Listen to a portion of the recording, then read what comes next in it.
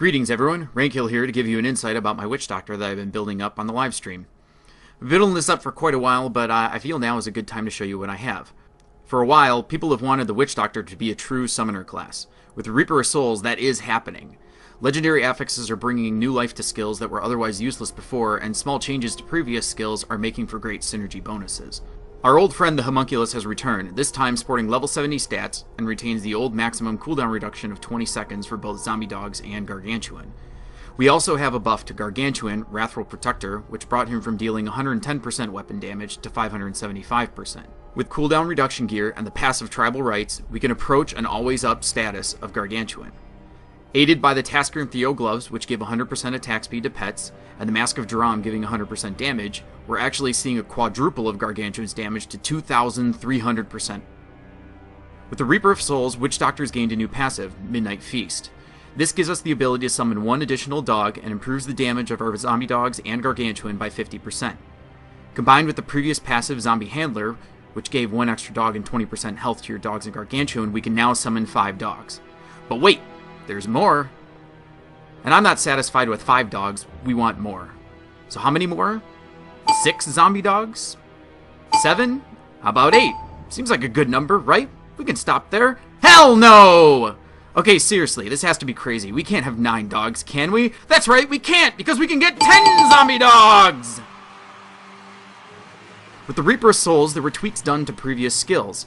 One of those tweaks was to Big Bad Voodoo, more specific to the rune the Boogeyman, which gives a 50% chance to spawn a dog when monsters die. This adds to the dogs that you already have existing and brings it up to a maximum of 10 dogs that can be summoned.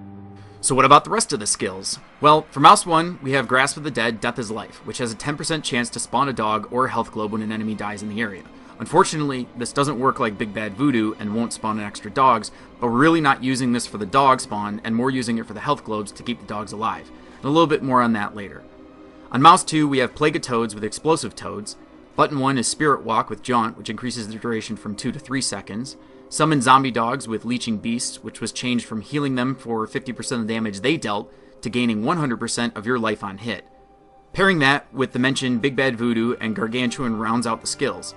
For passives, we have Midnight Feast, Zombie Handler, Pierce the Veil, which gives 20% bonus damage for 30% increased resource cost, and then Tribal Rights giving a 25% cooldown reduction on Zombie Dogs, Gargantuan, and Big Bad Voodoo. But you're probably wondering, where's my spender? What am I doing with damage? All I've got on my bar for damage abilities is a time spender and my primary attack. And why the hell do you have Grasp of the Dead on Mouse 1? Well, first, Grasp of the Dead is on Mouse button 1 because when the spell is on cooldown, your primary attack will automatically cast in the Reaper of Souls, as long as you have it equipped somewhere on your bar. This means that my primary attack is actually Plague of Toads. But then you're wondering, well, Plague of Toads doesn't do that much damage. Well, you see, it did get a buff going from a baseline of 169%, bringing it up to 245%, but that's really still not enough. The pathing of the Toads was made more in line with what we see on the console, and the guys have been drinking and slamming energy drinks all day, and they really seem to move around right now. But still, there's something missing. But the best part is from the Renho Flare Ceremonial Knife. This makes the frogs home in on their targets and give a chance for them to explode twice, effectively making them deal twice their damage, which makes it almost 500% weapon damage for free. And this is the reason why I'm using Pierce the Veil. With no real mana cost at all, I don't have to worry about wasting any mana, so therefore the 30% increased mana cost doesn't really do anything, I'm just gaining 20% bonus damage.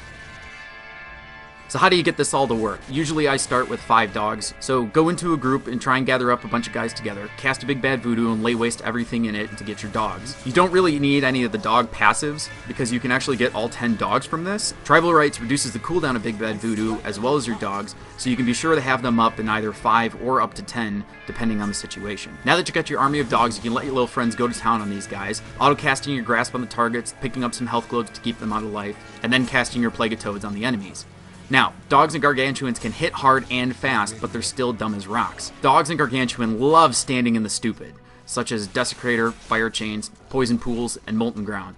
This is why we're using the Life on Hit rune for the dogs and spawning globes with Grasp of the Dead and trying to keep 5 dogs available with the cast to summon dogs with the 2 passives. With this, I've been doing okay on Torment 4 without Crushing Blow. I can go up to Torment 5, but it just ends up getting a little bit too difficult still with the monster health that they have without Crushing Blows. I have done Torment 6 with a group, and it's relatively sketchy because of the spike damage and how much health the monsters have. And also, I'm probably running with a lower toughness than I have because I haven't been putting all of my focus onto my Witch Doctor and focusing a little bit on other classes and my hardcore characters, but that can be solved with gear progression to increase those. The main things to look out for in this build is getting enough cooldown reduction to have a practically permanent Gargantuan up, to get the ceremonial knife, and then to have the helm and the gloves. Everything else really is just a matter of upping your damage, upping your toughness. So there you have it, the 10 dog summoner build. Hope you